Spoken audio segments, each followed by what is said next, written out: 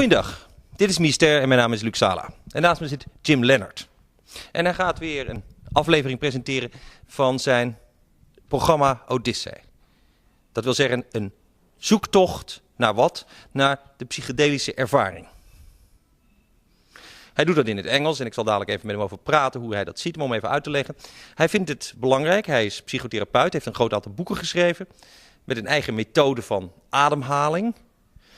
Een eigen methode om zeg maar in je eigen hoofd op reis te gaan, om allerlei dingen te ervaren. Maar hij ziet ook het belang van de psychedelische ervaring. Die twee liggen dicht bij elkaar. Mensen als Stan Grof doen met holotropic breathing ook oefeningen waardoor je als het ware een psychedelische staat bereikt door je eigen lichaam. Want dat moet voorop staan. Dat wat je beleeft, doordat je een heleboel cannabis gerookt hebt of LSD of zwaardere psychedelische middelen. Dat wat er gebeurt in je eigen hoofd en zat er al. Je gaat geen dingen beleven die er niet ten diepste zaten. Wat hij van belang vindt is dat mensen die ervaringen die ze hebben delen. Dat ze met hem praten over hun psychedelische ervaringen om u, de kijker, op weg te helpen, te laten begrijpen hoe u zelf, uw kinderen, anderen daarmee omgaan. Hello, welcome Jim. So your Odyssey, how do you say that? Odyssey. That's Odyssey is a program to enlighten people about what it really means, the psychedelic experience. Yes, by interviewing people about their real-life experiences.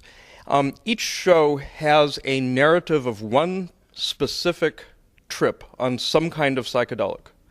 And my intention is for the public to become well-informed. It's not my intention to do a show that's pro-drugs or anti-drugs. I just want the psychedelic users to describe their experience in their own words.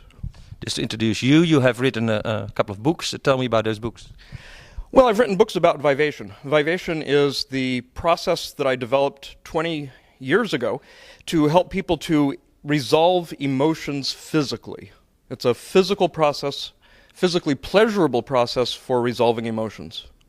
For getting rid of the traumas and the stored emotions in our body that sometimes hamper us in expressing ourselves or lead to physical problems. Yeah, well, that's exactly right. And also with current feelings. You can also learn to use vivation in your daily life so that when some emotionally activating thing occurs, you can use it right then to resolve the emotion.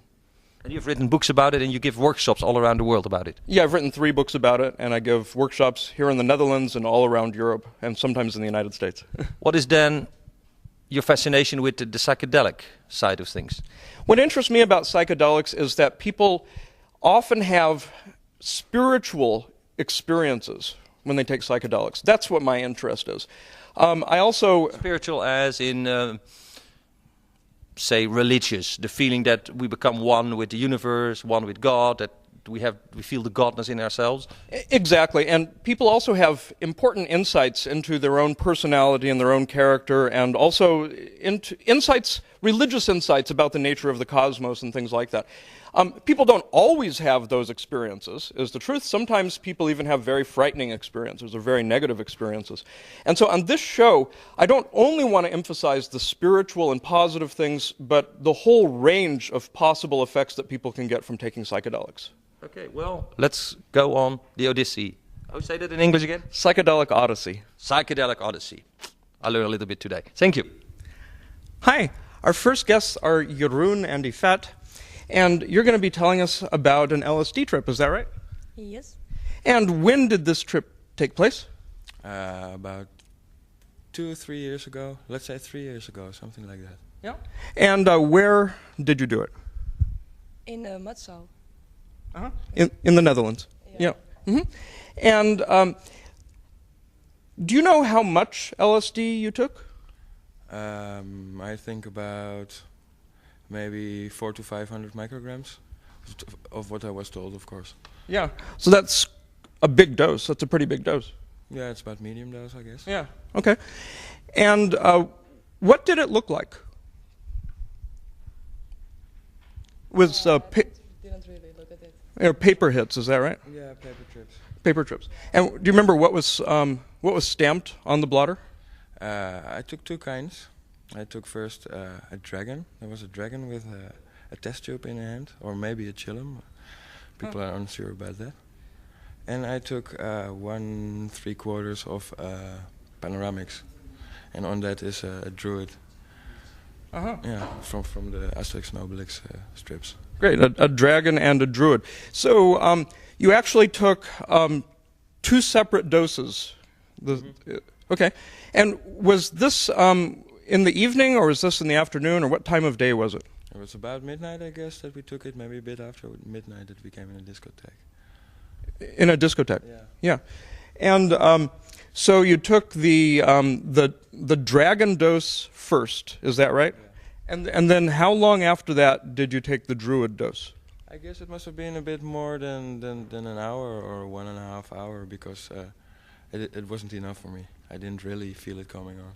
Right. And so after you took the second dose, when did you start to feel that you were really coming on to it? I guess about 15 minutes later or something, it really kicked in. Right, because by then you would have been really coming on to the first dose and just starting to come on to the second dose too, I suppose. Yeah, I guess a little bit starting to come on to the second dose. Mm-hmm. And Yvette, how did you feel as you started coming on to the drug?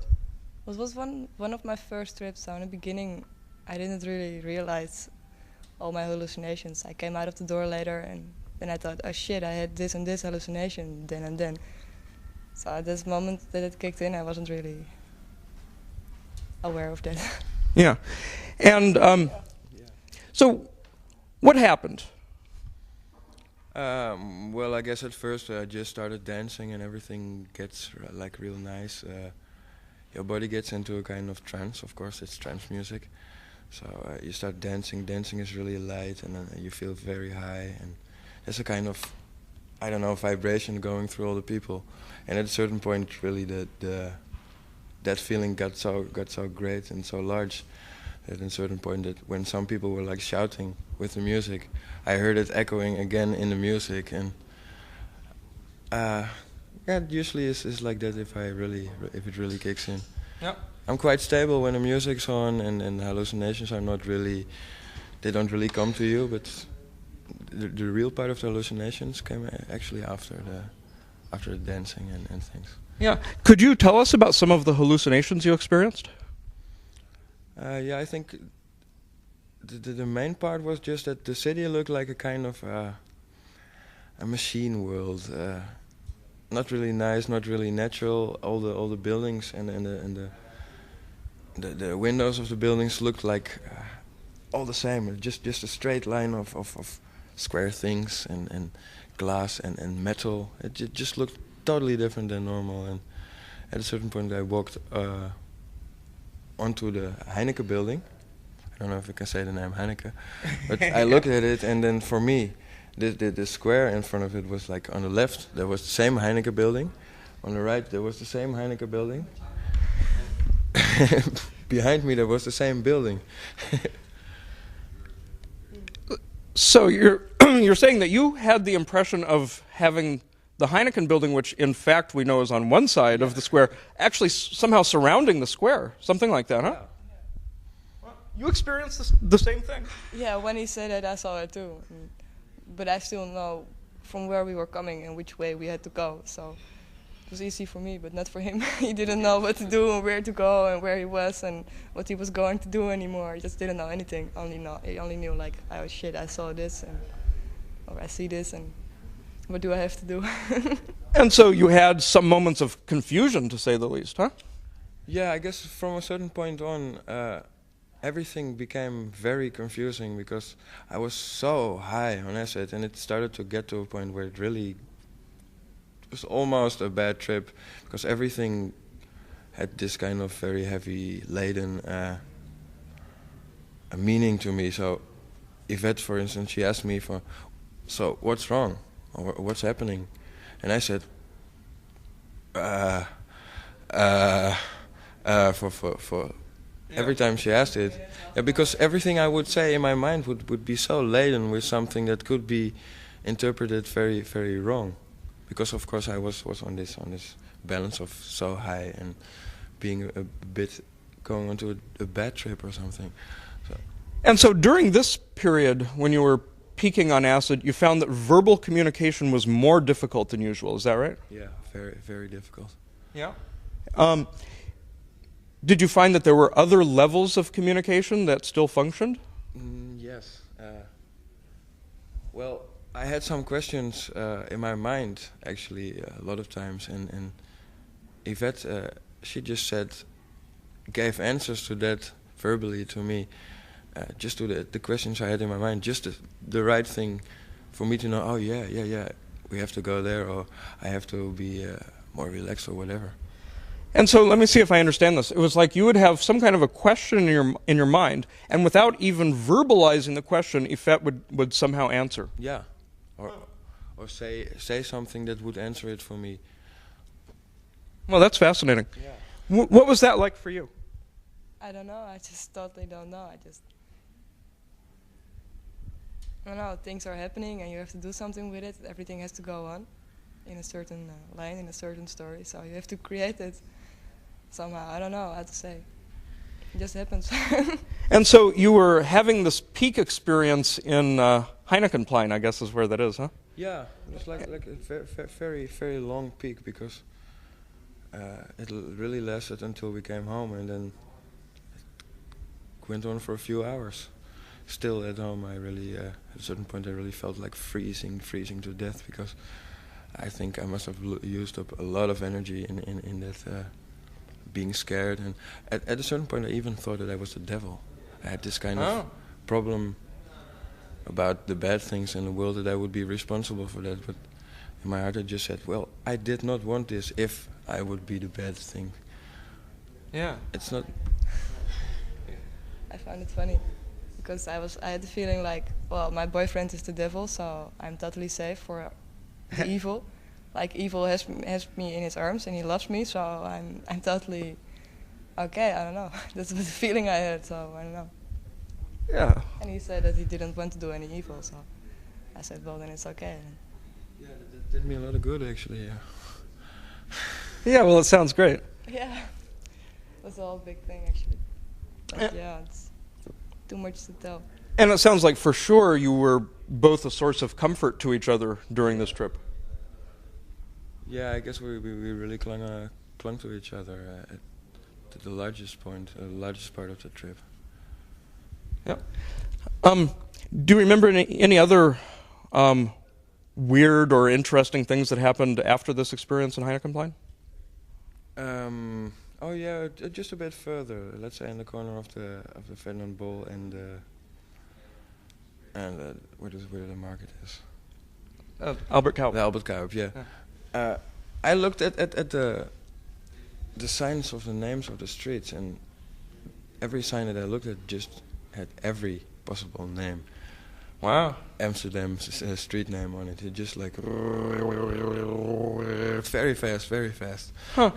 That's interesting to me because I've had experiences like that in dreams, where in a dream I would try to look at the street name and it wouldn't stay still, it would keep changing. So it was something like that you experienced, huh? Yeah, I guess it almost felt to me like I had like a kind of lucid dream. Uh-huh. Except I knew that I just went to the Matzo and took a trip, and I'm not lying in my bed and am in the dream universe. But I really felt like I was in a dream universe. It felt like I had this kind of experience that was teaching me things, just like some dreams when you know that you're dreaming. Yeah. And so when you had this experience with the street names changing and all of that, how long after you took the dose do you think this was? Oh, this must have been like 3 to 4 hours. And I guess 2 to 3 hours later, I guess. Mm-hmm. And it must have been like 4 hours after the initial dose. Uh-huh. And so at that point you probably didn't at all have the sensation that you were starting to come down, huh? No. Yeah. And so where were you when you started to feel like you were coming down? What was that like?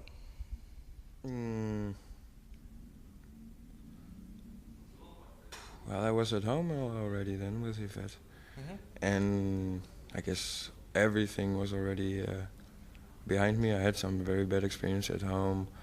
And just at a certain point I started eating a bit. That usually helps if you have like a bad trip. Because you feel scared because your body doesn't have enough energy to go on with it, and you're just a bit hurting your body. Yeah. I realize this must be a bit of a sensitive issue, but do you remember any details about what the bad experiences were like that you had at home that you're talking about now? Yeah, well, the feeling of emptiness and everything just being a kind of useless creation of your own mind. Huh?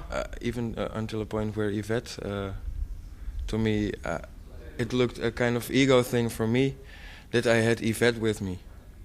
So very, very doubtful about the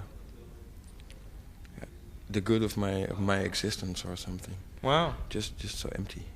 Uh-huh. And what were you experiencing while he was going through that? I don't know, I had to make him feel right, otherwise it wasn't fun anymore. Uh-huh. So I was just busy with that.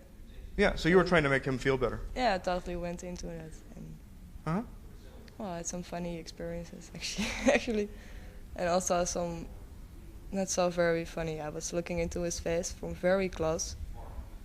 And his face was, well, you have these lines into your face. And they became more clear, and he became like roots. And I don't know, it became so scary.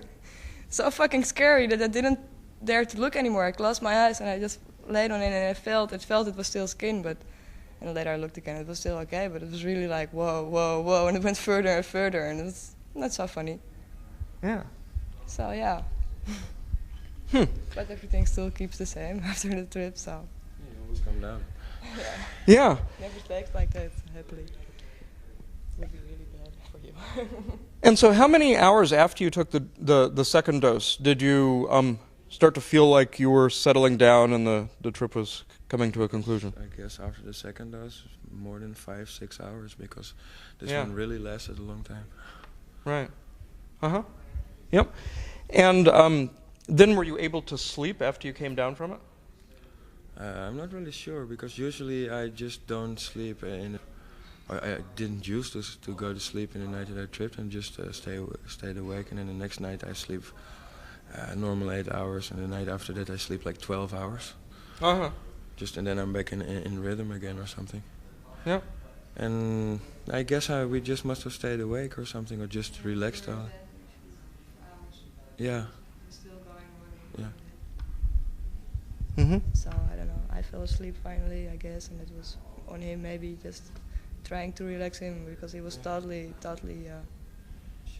shaking and out of his mind. Not really out of his mind, but really, yeah, totally not feeling good. And the only way to feel somebody good is just lay over him total and just start to feel good, feel warm, feel nice. I don't know, just relax. And it relaxed him. And I fell asleep, I don't know, and after time to wake up and after things. Mm-hmm. And did you have any insights or benefits from this trip? Oh yeah, but so many, I guess, because, well, I've been tripping quite a lot afterwards also. So I think every trip is very related. Everything that you go through on every trip is very related to your own life and to what you think is important. So anything could really work like a kind of openbaring, revelation. Mm-hmm. So even to the smallest levels, I think every time you have a very high or very low experience, you have a lot of revelations like that and things that you can really use. Mm-hmm. Yeah. And what about you? Did you feel like you had some insights and benefits from this trip? I don't really know what you mean.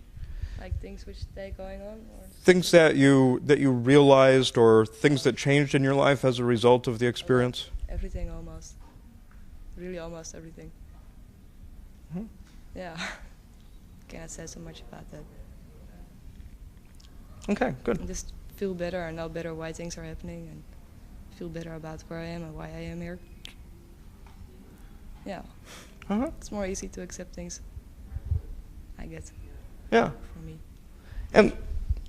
And so even though this particular trip had some uncomfortable moments, you still felt like it was worthwhile when you were done, huh? Yeah, I should say that it was one of the best trips I've ever had, because in this feeling very bad, one of the bad parts of it is that you feel so very good, so very much. You feel yourself so big that it feels a bit evil sometimes. But it's just, if you take good care of yourself and eat good, and don't eat too much just before the trip, then you don't have doubts like I had usually. Well, great. Okay, well, I want to thank you both for being on the show. Great guests. And I'm sure that the viewers have received benefit and entertainment from this as well. Okay, thank you very much. Okay. Thanks. Hi, our next guest is Soma. And Soma, you're going to tell us about an ayahuasca experience, is that right? Yes. Can you start by telling us something about ayahuasca? Yeah. It's a mixture of different plants that grow in the Brazilian and Peruvian rainforests of South America. And they've been used among certain Indian tribes for the past 2,000 years to brew a drink which is a deep medicine for the body, mind, and spirit. And so, when was this experience? This experience I'm going to talk about was this past June. Okay, good. So it's a recent one. Yeah, it was in the end of June sometime. And where did you do it? It was in Amsterdam. It was with this group called the Friends of the Forest, which is a foundation that helps these different tribes in Brazil and Peru that are almost at the point of extinction by cutting down the forest and by big business and big corporations. These Indians have almost lost all their native land, and this is this one remaining religious tradition that they have going, this ayahuasca tradition. And so the money that comes in for these rituals in Amsterdam goes back to the Indians in Brazil. Wow. To help them survive. Oh, that's great. And so can you tell us about the ritual? Tell us about the setting in which this took place. Okay, this was a setting where we're in one large room, a room that holds 50 of us, basically. And we can all sit in a circle without running out of room. And it's kind of an oval circle. It's not a perfectly round circle because the room is a rectangle. And they have different themes for different rituals, right? Right. What was the theme of this one? This was mantras, which I really like that theme of all the different themes. I like the mantra theme because I like that type of Hindi music. And all the music that happens during the ayahuasca ritual is all prayerful, uplifting music, no matter what language it's in or what style it is. It's all that type of music that uplifts your spirit. Well, good. And do you remember what sort of mood you were in or what you anticipated from the experience? Yeah. This was in June, which was the month after India and Pakistan blew up their 11 nuclear test devices, which was the first time anything like that happened in my lifetime, where in such a short period of time, after years and years of people knowing how dangerous it is to do that stuff with the earth, all of a sudden there it was happening so quickly in succession. Okay.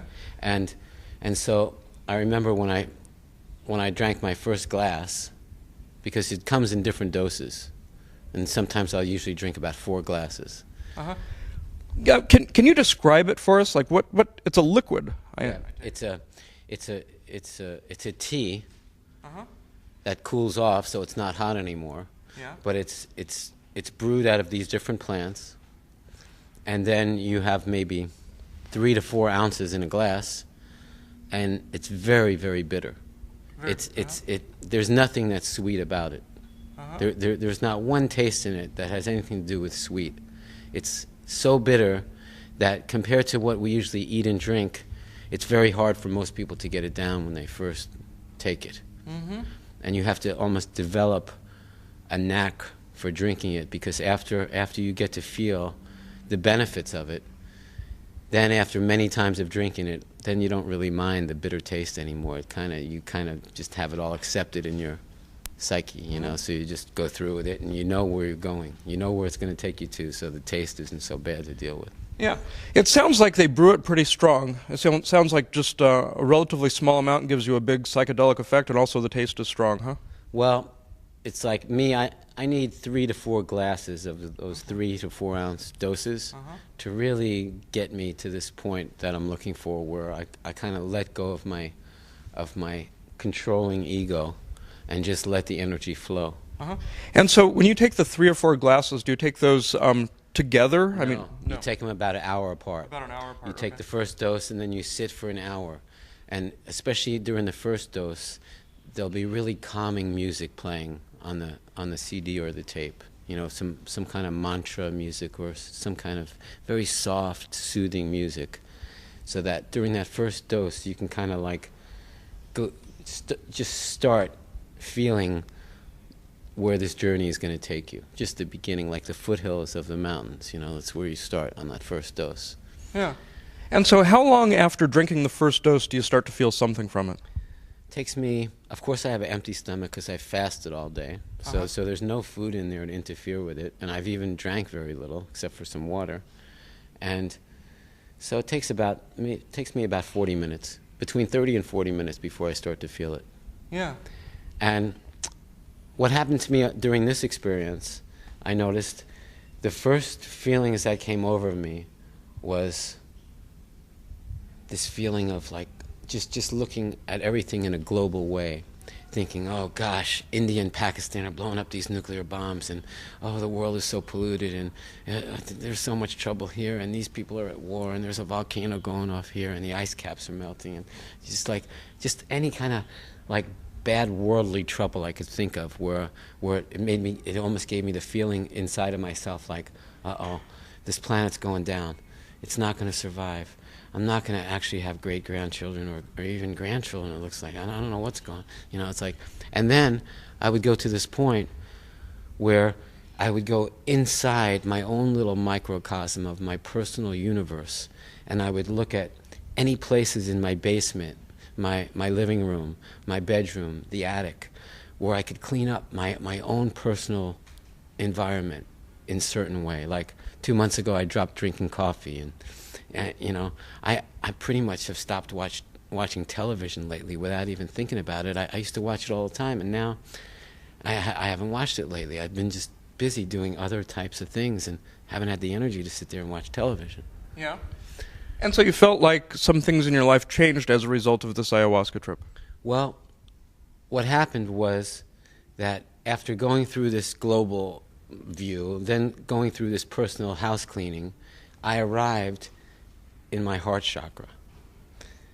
And once I arrived in my heart chakra, I realized that that space and that place has the deepest reality in my life. I mean, that's the most meaningful reality.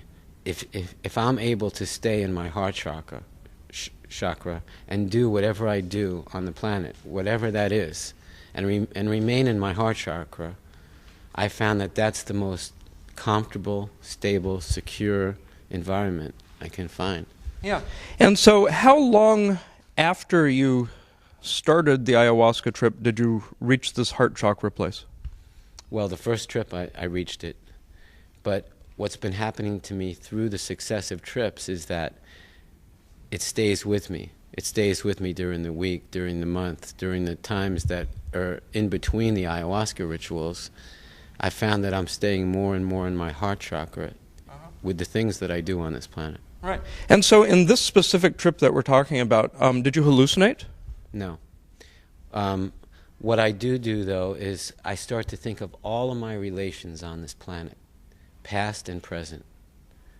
Most of them are alive, but some aren't alive anymore, like my grandparents. On this night, I connected with all 4 of my grandparents in some sacred space someplace within myself, where I almost felt like I was sitting around this table with my grandparents, and we were all communing in this real loving, hugging, sharing, real, vivid way. Wow, that's fantastic. And during the whole experience, people are chanting mantras and things like that on this occasion? There were some times of silence. Oh, okay. But let's say after the second dose, basically, that's when live music starts happening and live singing. Another thing that's happened to me during the ayahuasca is that my throat chakra has opened up. And after my 7th time drinking, I started singing along with other people that were singing. Whereas the first 6 times when I went there, I watched other people singing, but I wasn't able to like go along with them because I was too shy for one thing. Yeah. And my throat chakra was kind of closed. But it has this way of opening up your throat chakra so that song comes out. And how long was the whole experience? It's about 5 or 6 hours. Yeah. Yeah. And so, what time did you take the first dose? What time of the day? 8 o'clock at night. 8 o'clock at night. And so then... and I probably drank the last dose around 11. And then then after I drank that 3rd or 4th dose at 11, then from like 11 to 3 is when you really have the peak experiences. When you've had the full amount, as much as you feel like consuming, when you've gotten that all inside of you, then what happens a lot of times is after it goes inside of you, it'll like go around, this drink will go around inside of you searching for poisons and toxins. And then you end up throwing it back up. And so most of the people that drink it end up vomiting at least once during the night. Wow. And when you do vomit, right afterwards, then you really feel light. And you can really start to fly. But you must lose some of the drug when you vomit. Well, as long as it stays inside of you for 45 minutes or so, then at the point when you lose it, it's already gone into your cells. You know, the active ingredient has already gone in your cells, and the part that you're losing is actually cleaning yourself out because it physically makes you clean up. And so it's not vomiting in reaction to the bad taste or because the stuff itself irritates your stomach? No. It's just that's all part of the process, of the healing process that it does, is by like going around your body and actually like being like a magnet, pulling toxins and then helping you get rid of it in a very quick way. Wow. And so it sounds like this is more of a feeling level kind of a thing, more than, say, a visual kind of a hallucination. For some people it gets very visual. I mean, some people definitely see hallucinations, fractals. I mean, I did it very near here one time, and I saw some heavy fractals. I ended up just sitting in front of a wall for a second. I opened my eyes, and all I could see was fractals. I closed my eyes, and that was all I could see was like M.C. Escher images just moving with each other, perfectly fitting images in every color of the rainbow. Yeah. But that is more like in the early sessions, you know, when you've done it 1, 2, 3, 4, 5 times. The more you start to do it, it's basically just a journey to get to know yourself. And whoever you are, it's basically taking a dose of yourself and going diving deep within yourself and seeing what you find. Yeah. And so, do you have other things you want to tell us about this particular time taking ayahuasca, this particular experience? Well, I was talking about mostly what my experience was. I also, during this group, I mean, I'm sitting with 49 other people, basically. So pretty much after I've like done all this diving deep within myself, you come to this point where you come more outside of yourself and like merge with the rest of the people in the group. And it becomes more of a group setting instead of like an individual experience, because there's both during the night.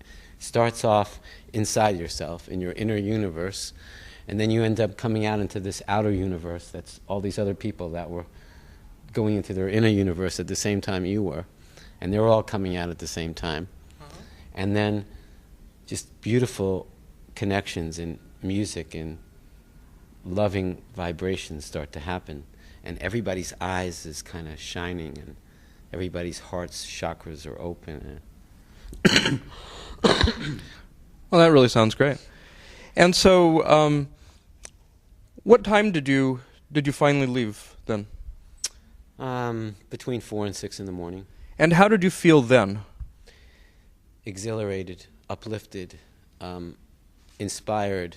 Like no matter how many nuclear bombs Pakistan and India blew up, and no matter how much pollution was happening, and no matter how many cars were like making bad pollution, and no matter how much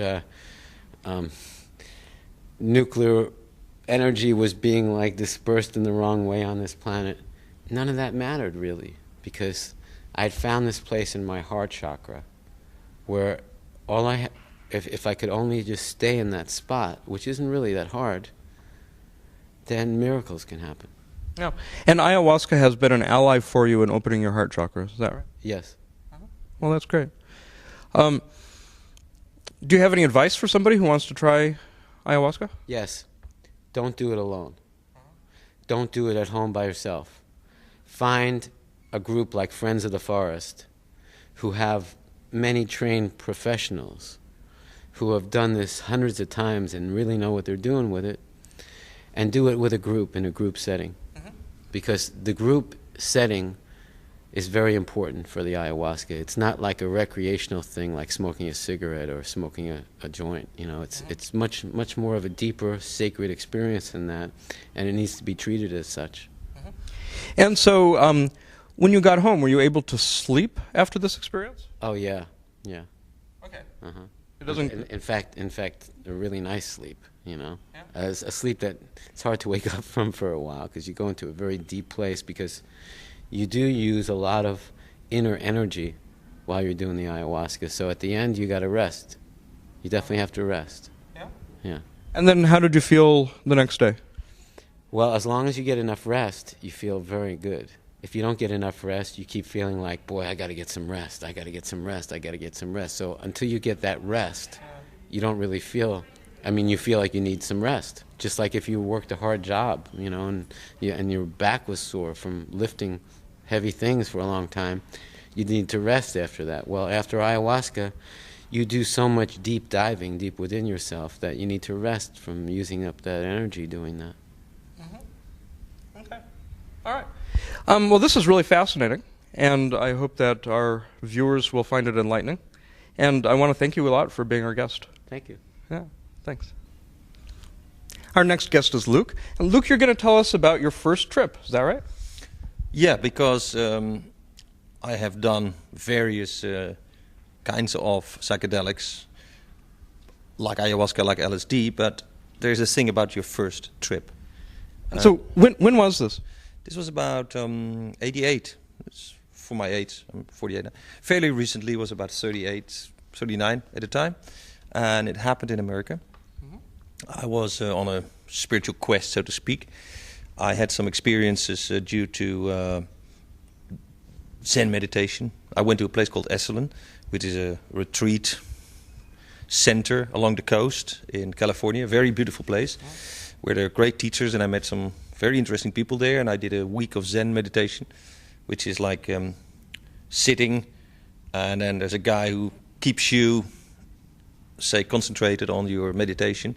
After that week, I had spontaneous open-eye hallucinations, or at least a vision, and I got to some kind of... I went outside and I climbed some rock, and I had quite an experience that. So that was when I began to understand that it was another reality. But then about 2 months later, or a month later, I decided that... by talking to many other people, that the psychedelic experience could lead to the same experience. So I decided to consult a brocha, how you say that, a witch, a woman who was very experienced body worker and had some fame as a person who would guide you through a trip.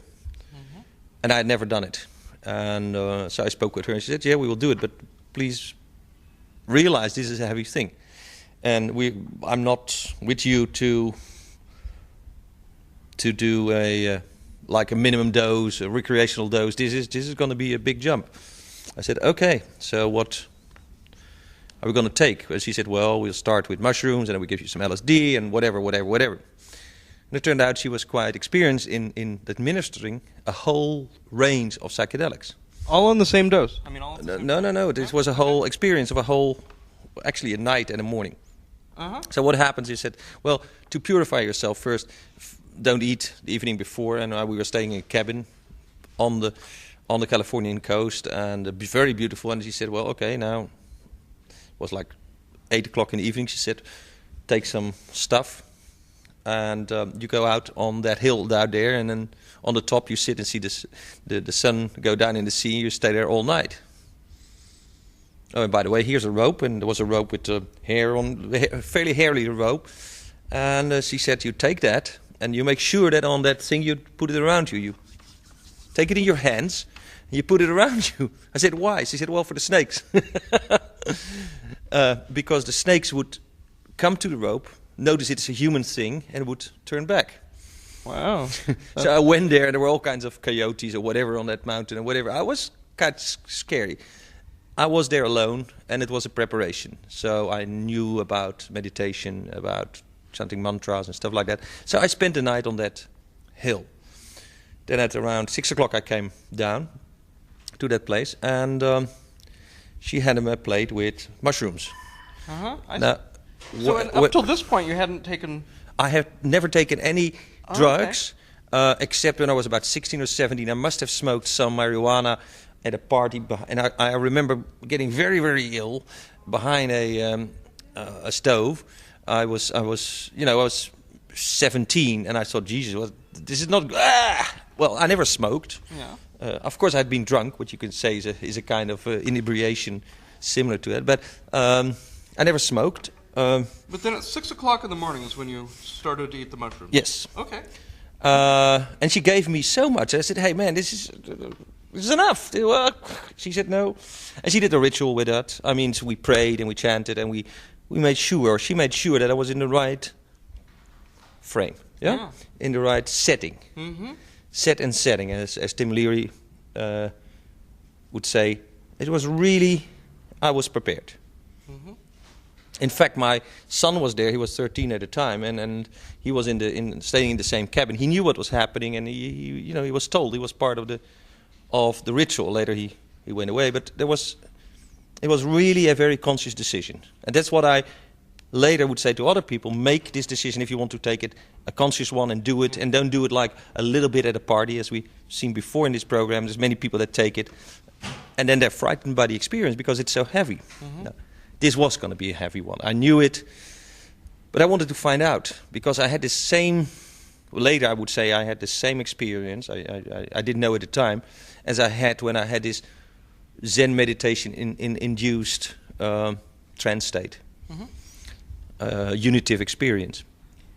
And so what in fact happened is she made me eat a lot. I thought, this is too much, man, a whole plate, wow. And she said, no, don't go for the little dose. I did it. I lay down. She made me lie. She said, you have to have a time in separation. And I had a time in separation. She just, little side cabin. I was there alone, pretty dark. And I had first open eye. I mean, you come to a state where you don't know whether your eyes are open, where you are, what you are, but you are in a different world. Later she came in, and she would help me, guide me. Say, well, think about your parents. Think about when you were young. She would guide me. At a certain moment she would say, well, you're not deep enough. I didn't give you enough mushrooms, so she gave me some LSD. Even much more later, she gave me a massage. She taught me about where my chakra, where my energy were. Mm-hmm. Really a very complex process. It took a long time. She said, okay, now feel this. Bring your energy there. Now, and if you're stoned, if you're in this level of being on a trip, it's like, wow, the devils go there and whatever, and you really feel everything. It was quite extraordinary. At one time, she took a little bit of DMT, which she smoked and then blew in my nose, like the Indians do. Huh. So she smoked it, which gave me a sudden experience of a whole different kind. But this was, in fact, about a 6 to 8 hour experience. With mushrooms, acid, and DMT. Yes, and I'm not sure she didn't put in some side effects. Maybe I even smoked some marijuana to dampen it down in the end. Uh-huh. But a total trip, yeah. And do you remember any of your hallucinations? Oh yeah, at first, I remember the first thing, I was in like a church. Huh. This little black cabin became immensely high, and all the colors that I knew from Gothic churches. the colors. I mean, I then realized that I later realized that the colors in Gothic churches resemble the things you experience in a trip. Wow. And then that turned into an Aztec or a Mayan temple. And the funny thing is, whatever I thought became alive. I would think about a certain person, and that person would kind of materialize there, and not as a solid thing, but something that was really there. Well, hallucinations. It's really a very strong experience. And what remains with me till today is the fact that reality is not what it is. Really, reality isn't there. Yeah. It's an illusion. I mean, at that moment, I thought I was in totally different places, and I wasn't. Like, one of the things she did later was do a guided meditation, which is you're stoned and someone tells you, well, okay, close your eyes and imagine you're now on a cloud and you go up in the sky and you visit your ancestors and you solve your problems of your life. There's a box and the big riddle of your life is in there. And you go and look and then you find some tool. I said, hey, what's this? It's a dog. I found a dog. Huh. And then suddenly I remembered that when I was about 6 or 7, I got a dog from my parents that I was supposed to take care of, and they took it away after 3 days. And it was really a traumatic experience. So I dig that up, that experience was still there, that was something I had to take care in my relationship with my parents. Which I imagine is an incident that you hadn't thought about in some time, huh? Yeah, I said, why do I have a dog? Why do I find... Suddenly, things about my grandmother, her role in my life. Really, there were both very practical, traumatic experience, and there was this feeling of total unity with a wider reality beyond all these thousands of universes that you would go through. You know, it's like an unfolding richness of well, you see some of these modern computer graphic things. You go in there and well, that's the same. It's like a myriad of colors that you could never describe. Go in there and find it. Really, whatever you thought of would come. We would think about crosses. Well, then the movements would change, and then suddenly you were in a church maybe with crosses, or in a place where there were crosses, or on Golgotha. Yeah, endless travels. The sense of time would go. Now this was a heavy trip, and it went with this woman. She would kind of look at your chakras, and she had a belief that, like LSD works on your vision, but that really is your liver. It's a liver drug. DMT is more of a throat drug, and there are other, like ecstasy and she would administer, and she say, well, you're blocked here or there, and she would administer a drug that would go on that specific point. Yeah, so she would look at where you're. She was a body worker, so I was naked in the bed. I must tell you. I mean, it was, and she would put my back and say, okay, stretch this, do this, and then feel where my blocking was, and say, hey, stretch this, and then you would suddenly feel, or, pull your back, pull this, and you would feel that there was a block. Well, that's quite an advantage to have a guide like that. Yes, I would advise anybody who takes a trip, the first trip, to do it in good settings, and this one was really, and I can imagine that in other cultures where taking trips like this with ayahuasca or whatever drugs they have, that they would do it in such a way that the so-called mysteries in the old Greece, where they had, we think, similar things, were set up in such a way that there was a guide, that there was a ritual. In fact, ayahuasca rituals that have been described, especially for the Santo Daime, they guide you in it. There is a structure that protects you from, say, jumping out of the window. That protects you from doing crazy things. So you feel safe, and there is a structure. Now, in my case, it was a personal thing. I felt privileged. I thought that's the way it should be done, and I learned a lot from it. Can you tell us some of the things that you learned? Some insights or benefits you got from this experience?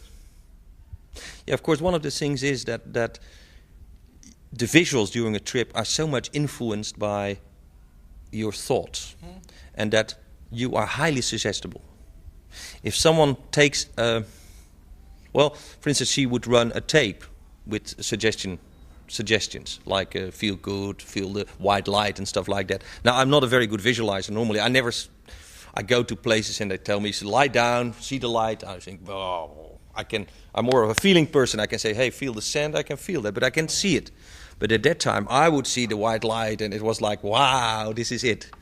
So you are more hypnotizable, so to speak, more suggestible, very much so, which is a danger, because at that time, if some strange cult would come in and would say, hey, you know, this is your master and you have to follow him, you would probably believe that. And that's, I think, how some cults, what we call cults here, are founded. Because at the moment that you are in this susceptible state, either by drugs or by the work you do with holotropic breathing or whatever, it's a dangerous situation. You have to have integrity around you. And if there is a strange energy, I remember some other trip that there was like a red and blue light, and I thought it was a police car. Man, you immediately are turned off. You think, oh, there's danger, there's police coming or whatever. The slightest suggestion works. If you're in a room and there's a smell, smells are very strong. You know, some pepper or whatever there was, the smell would bring you back to situations. It does in real life, and that's what I've learned. That, for instance, you are in a situation with other people, and what you think that you think doesn't influence them. Forget about it. During a trip, you see that you can have communication without words. That person, that lady was sitting next to me. She would think things, and I would say them, or vice versa. Which makes you think that in real life it probably happens, but we deny it, we push it away. All these colors, all this experience is normally, we are hiding behind some shield. We don't want it. It's there, but we don't want to see it. Inside we have made a shield. Mm-hmm. And so how long after you started with the mushrooms did you finally feel like you were coming down? I can't say, because the mushrooms took 20, 30 minutes. I must say I didn't eat all night, but it was an experience for, it lasted, I think, way into the afternoon. It's a good idea to start your trip early in the morning, because it lasted way into the afternoon. I could sleep and swim, and in fact, during the trip I took showers and I exercised, and it was a very bodily experience.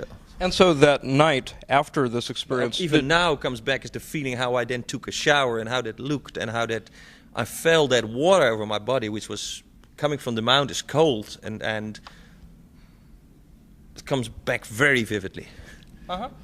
As though the acid actually somehow enhanced the relatively normal experience of taking a shower. Somehow it enhanced that, huh?